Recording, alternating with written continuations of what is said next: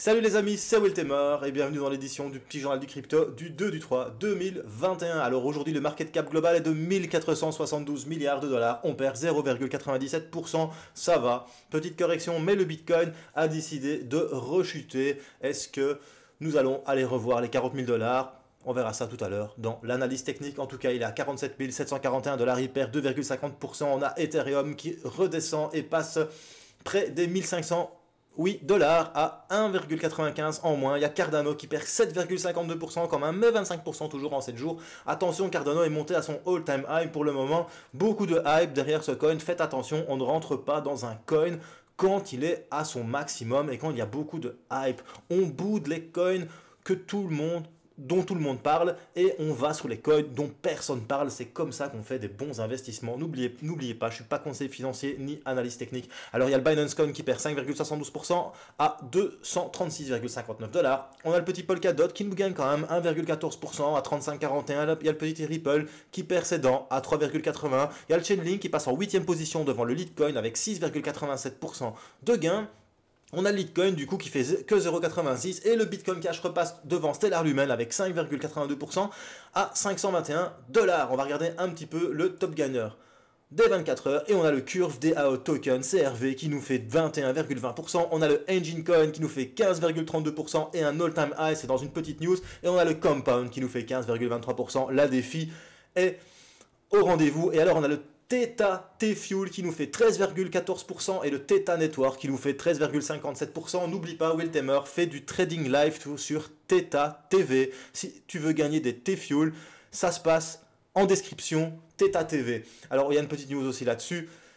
Si tu es nouveau sur la chaîne, n'hésite pas à t'abonner et d'actionner la petite cloche de notification pour rater aucun des petits journaux du crypto quotidien.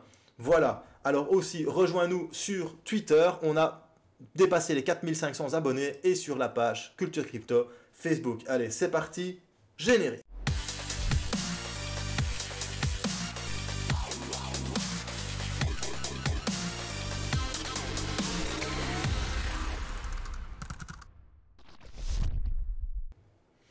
Alors la news du jour, si tu te demandes pourquoi le T-Fuel et le Theta explosent en ce moment, c'est pas compliqué. Sony rejoint le réseau Theta en tant que validateur de nœuds. Theta Network, c'est une plateforme de partage multimédia basée sur la blockchain. C'est un petit peu comme Netflix, parce que Theta Network, ce n'est pas Theta TV. Theta TV, c'est une application qui fonctionne sur Theta Network. Et sur Theta Network, il y a plein de nouvelles petites applications qui vont venir s'implémenter.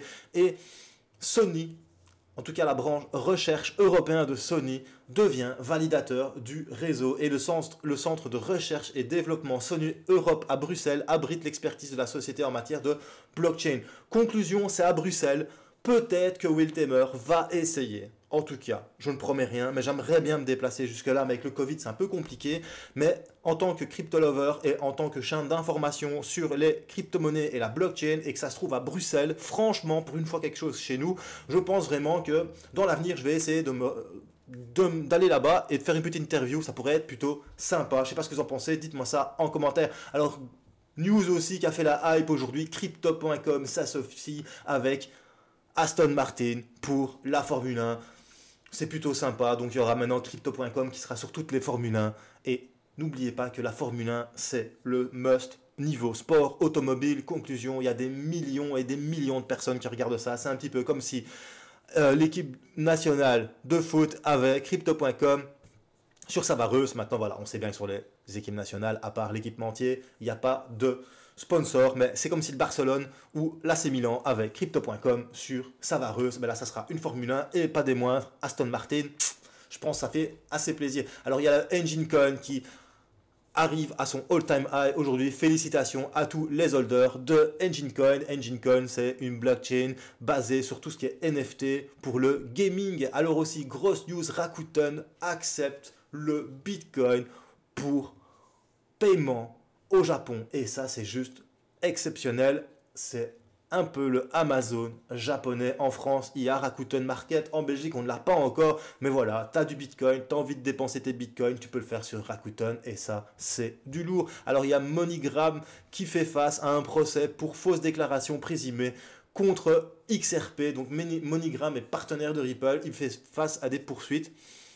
Pourquoi? Parce qu'ils ont fait des déclarations trompeuses et ils n'ont pas divulgué le statut de XRP en tant que sécurité. Dans sa licence, la société de paiement MoneyGram International a été poursuivie pour des déclarations contre Ripple Labs. Et ça va faire du bruit et pas qu'un peu. Après ça, on a quand même Grayscale qui a investi plus de 35 millions de dollars dans Stellar Lumen. Et pourtant, Stellar Lumen chute du top 10. Il passe en 11e position. Mais bon, c'est quand même à noter. Grayscale investit de plus en plus dans les altcoins. Conclusion, faut bien suivre le petit XLM. Après ça, on va parler d'un grand concessionnaire automobile canadien qui accepte désormais le Bitcoin comme paiement pour des voitures. Maintenant, tu ne peux acheter toutes les marques, tu peux acheter toutes les marques que tu veux chez hgreg.com en Bitcoin, donc en crypto-monnaie. Et ça, c'est juste magnifique. Conclusion, tu peux acheter une bagnole, enfin une voiture en Bitcoin.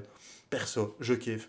Perso, jamais, au grand jamais, je mettrai du Bitcoin dans un objet qui perd aussi vite sa valeur qu'une voiture. Une voiture, tu l'achètes, tu sors du garage, elle a perdu la TVA. Rien que ça, faut être taré de mettre des Bitcoins là-dedans. Mais bon, ça montre en même temps qu'il y a de plus en plus une adoption et surtout, ça montre aussi que les patrons d'entreprise sont en train de se dire mais si je me fais payer en Bitcoin, c'est malin parce qu'avec dans le temps, il va monter le Bitcoin. Conclusion, la voiture que je vends 100 000 aujourd'hui, j'aurais gagné 500 000 dans 5 ans. Et ça, c'est malin. Voilà, c'est tout pour les news. On va passer sur l'analyse technique du Bitcoin.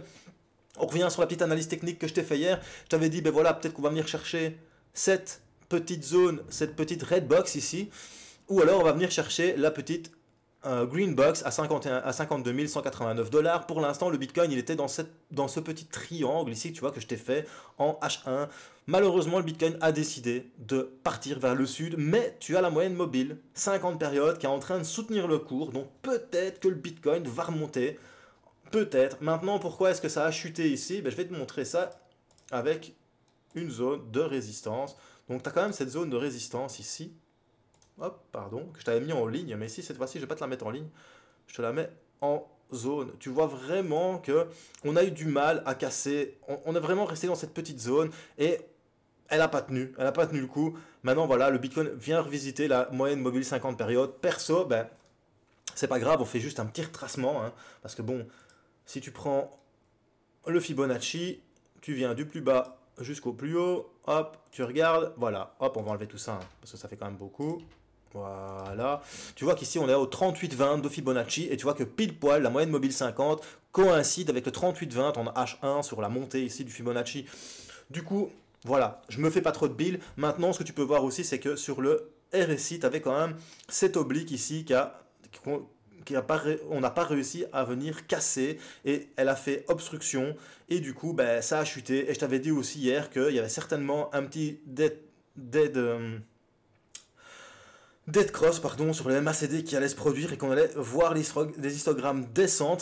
C'est ce qui est en train de se passer. Donc moi ce que j'attends c'est que le Bitcoin continue sa petite chute, vienne ici vers les 300 en négatif et pour repartir un peu. Ce qui serait bien c'est qu'on vienne vraiment chercher les 61,8 de Fibonacci. Maintenant s'il rebondit sur les 38,20 c'est cool, hein, ça fait un premier tracement à 38,20, c'est plutôt sympa. Surtout qu'à toute cette zone-ci, pardon je me suis trompé, la zone en fait elle est là. Tu en as aussi une ici, pardon.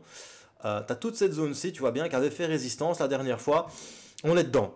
Donc, cette résistance est devenue peut-être zone de support et ça pourrait peut-être repartir à la hausse, revenir chercher ici les 50 000 pour revenir chercher les 52 000. Et ça, on verra bien demain lors du prochain petit journal du crypto. C'était Will Temer. N'hésite pas à mettre des commentaires sur MoneyGram, Rakuten, Engine, Aston Martin et Sony, Grayscale. Et surtout, bro, n'hésite pas à mettre un petit pouce bleu, n'hésite pas à mettre un petit pouce rouge si t'aimes pas. C'était Will Temer. Et surtout, n'oublie pas, choose life, choose freedom et choose Bitcoin. Peace les bros.